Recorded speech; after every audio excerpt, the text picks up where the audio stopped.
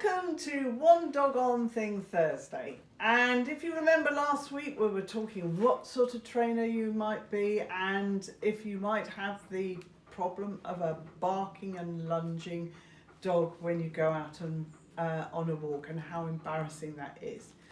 Well, if you can see that Joy is on an ordinary flat collar and ordinary lead, and just an ordinary collar, and that can be an issue for some dogs, because if they feel the pressure on their neck, if they see another dog across the street, they might feel the pain of that collar. It can be any sort of collar.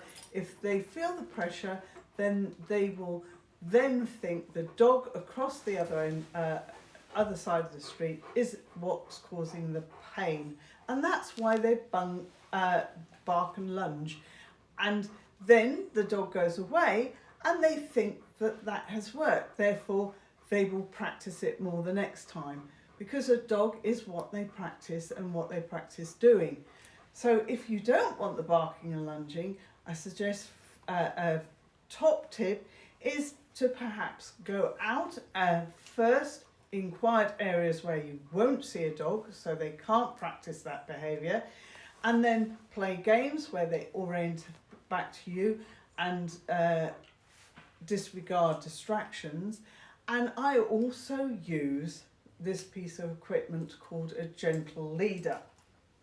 Now there's lots of different manufacturers of these, but basically it's a loop that goes over the dog's nose, and this part goes behind the dog's ears. And first of all, before using this specific equipment, you have to get your dog used to it. So you get them to put their nose through the loop and you treat. Then you get them used to you clipping up behind the ears. Now this, you'll need a trainer to help you perhaps do this, or indeed get in touch with Lassie Talks if you need some more advice. But I'll show you with Joy how responsive. Yes, good girl. She is to her name to start off with, because she knows that. Good girl, nice. She responded to her name, woke up, and if I throw a treat out, she pulls, and I say her name, Joy, and she comes back to me, and she already knows this game. And get it. She can go and get the treat. It's under the table. She's got it. Right, and back to me. Right, go round. So how does gentle leader help with that? Sit. Well, as I say, she already knows how to put this on. Good girl, nice.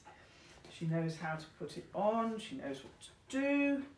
She's quite happy about it, and then it attaches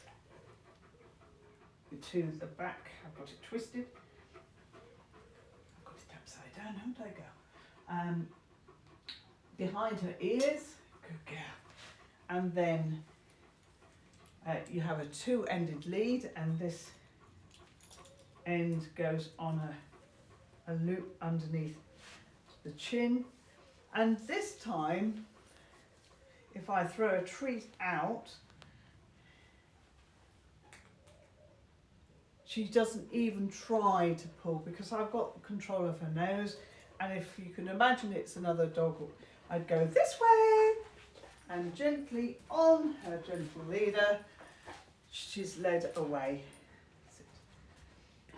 And practice that before you go out and about. Get the mechanics right, and you'll have far less reaction to other dogs, because you're not hurting them around their neck. So we'll just let Joy go and get that treat that we dropped. Get it! And this way, and then gently lead her back. Nice.